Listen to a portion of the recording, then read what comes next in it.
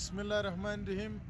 دا په پښین ضلع کې کوم افغان کډوال چې میشت دي د هغو او ځایي لوکل خلکو د ځوانانو تر مابینځ د فوټبال ټورنمنټ شروع دی چې د څو ورځو څخه دا لړۍ شروع ده.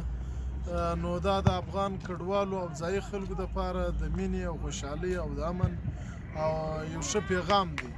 نو د دې تعاون ویس اداره او یونیسیار د خوا څخه کیږي، خو دا ډېر ښه پیل دی.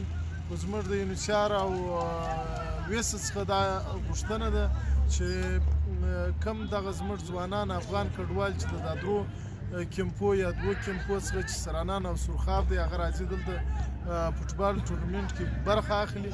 په کار دا ده چې د افغان کډوالو ځوانانو ته دا د 3 لسیز یا 10 کاله وسوله چې دا کیمپونه آباد دي. په کار دا دی چې په هر کیمپ کې د فوټبال ګراوند ورته جوړ شي او دوی ته هغه اسانتیاوي د لوبو چې کوم حالات دي هغه باید ورکړل شي. نو اول په کار دا ده چې دوی هلته خپل په کلي کې د سپورټ په اړوند باندې پریکټسونه وکړي او هلته پوسولې دوی ځان دې ته آماده کړي او بیا راووځي.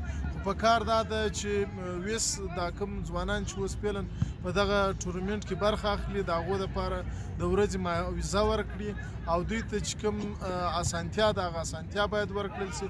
خو ټول په کس باید یونیسیار او ویس کومې نورې خیریه ادارې چې دي هغه باید پر دې وکړي چې دا کوم زموږ د افغان کډوالو لس کیمپونه یا اروي دي باید د هغو په اروي کې پوسولې دوی ته د فوټبال او کرکټ دپاره ګراوندونه جوړ شي.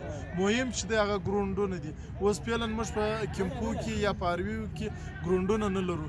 دا دي اوس څو لسیزې وسولې خو زموږ دغه افغان کډوال په دغه پنډغالو کې میشت دي. نو فوټبال یا کرکټ چې دی هغه د بدني روغتیا دپاره مفید دي، د نشي موادو پر ضد دي، د امن دپاره ښه پیغام دی.